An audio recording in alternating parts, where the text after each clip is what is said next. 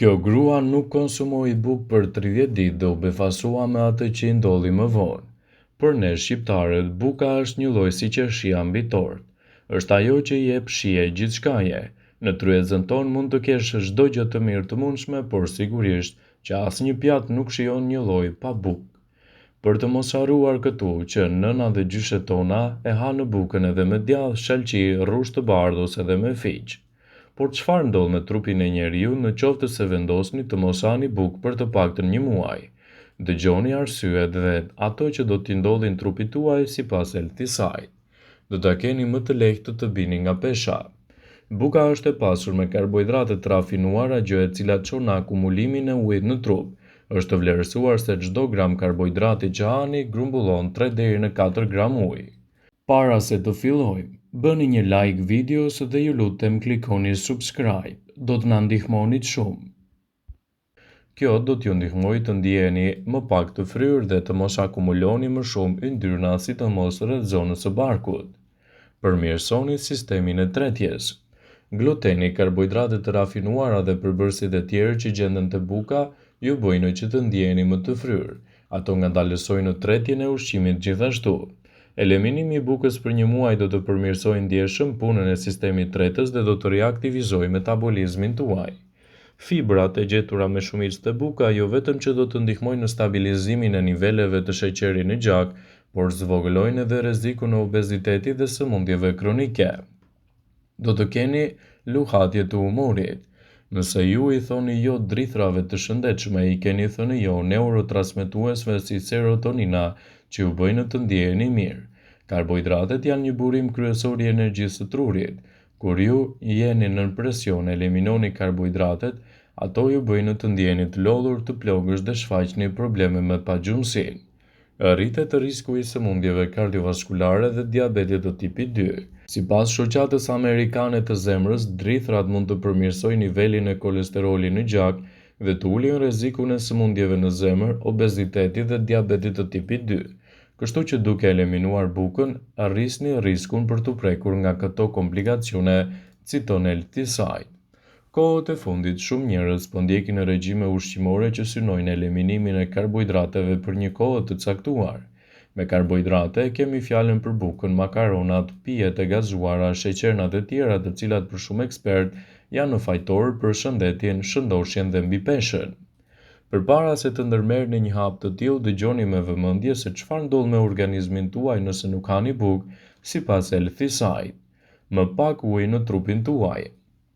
Në momentin që vendosni të hiqni dorë nga buka dhe kufizoni karbohidratet, do të vëreni se pesha juaj do të pësojë një ndryshim më të shpejtë. Por mos u habisni, në këtë pikë trupi nuk shkrin depozita dhjamore, por çliron ujin e tepërt nga trupi.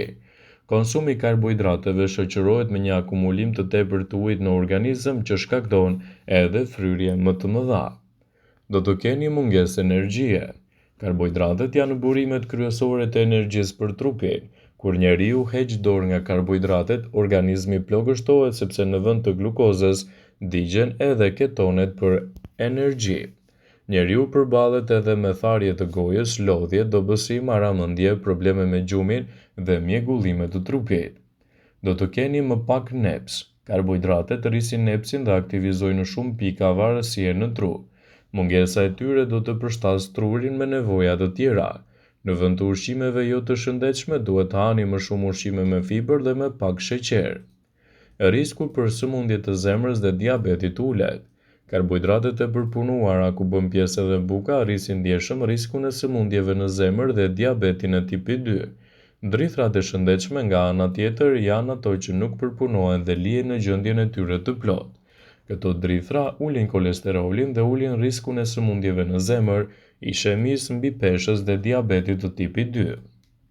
Do të keni gjithashtu më pak energji.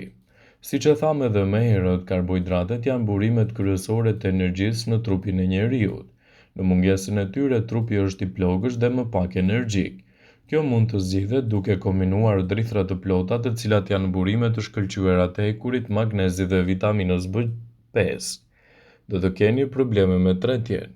Konstipacioni është një efekt anësor i heqjes dorë nga buka dhe karbohidratet në përgjithësi.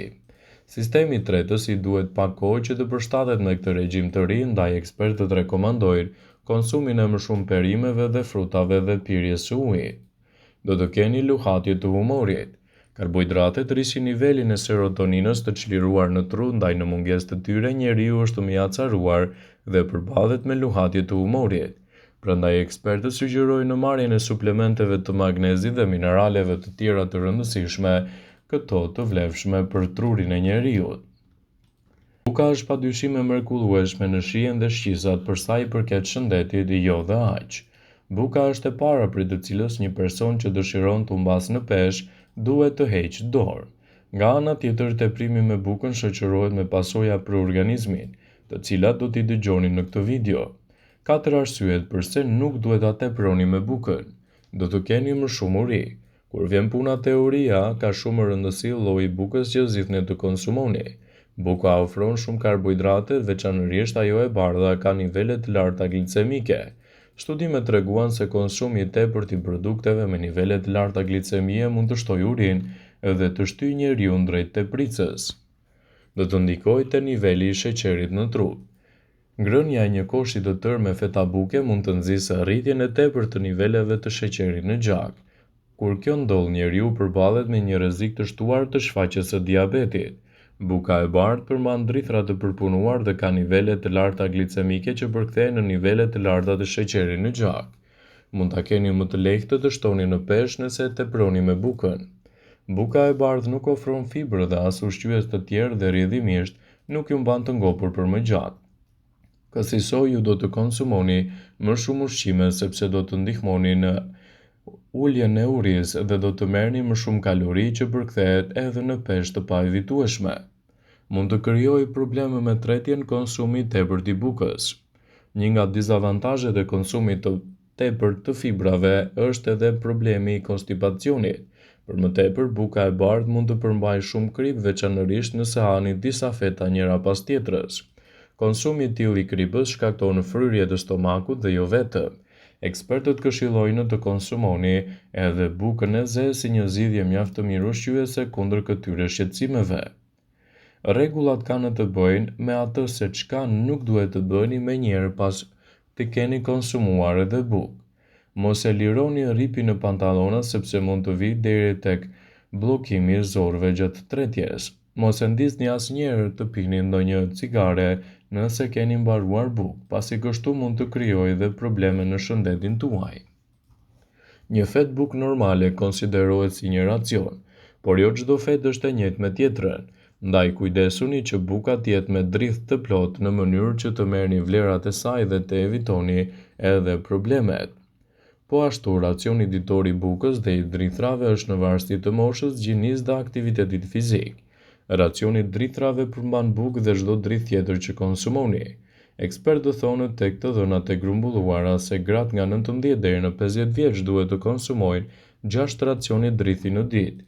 Gratë mbi 50 vjeç duhet të konsumojnë 5 racione drithi në ditë, ndërsa burrat nga 19 deri në 30 vjeç kanë nevojë për 8 racione drithi në ditë, ndërsa ata nga 31 deri në 50 vjeç kanë nevojë për 7 racione drithi në ditë. Burrat mbi të 50-ta duhet të konsumojnë 6 racione drithi në ditë. Të vegjëlit dhe adoleshentët kanë nevojë për më pak racione drithi në ditë për të marrë edhe vlerat e tjera të ushqimeve të cilat i konsumoni çdo ditë. Të dhënat e fundit nga Eurostat tregojnë një fenomen shqetësues për shqiptarët. Shpenzimet për bukë dhe drithë përbëjnë një pjesë të konsiderueshme të ardhurave të tyre, duke i vendosur këto shpenzime në nivele më të larta më shumë se vendet e tjera europiane. Kjo situatë ka një ndikim të drejtë për së drejti në cilësinë e jetesës dhe shëndetin e popullatës. Buka ka një rëndësi të veçantë në kulturën shqiptare, e cila shpesh konsiderohet thelbësore në çdo vakt. Kjo ka ndikuar që shqiptarët ta shohin bukën si një nevojë të patjetërsueshme, duke e bërë atë pjesë të pandashme të dietës së tyre. Megjithatë, siç thot populli, gjella me krip dhe kripa me karar, prandaj është e domosdoshme që konsumi i bukës të jetë i ekuilibruar dhe me kufi. Vëmendje. Ju bëjmë me dije se informacionet në këtë video kanë për qëllim që të plotësojnë, të mos zhvendësojnë në këshillat e mjekut tuaj ose të ofruesit të kujdesit tuaj shëndetësor. dhe nuk kanë për qëllim që të mbulojnë në të gjitha përdorimet e mundshme, masat paraprake, ndërveprimet ose dhe efektet e tyre negative për shëndetin tuaj. Pasi ta dëgjonit këtë video, do ju ftoja t'i bënit like dhe ta shpërndanit atë në profilin tuaj në mënyrë që të informohen edhe miqtë e tu.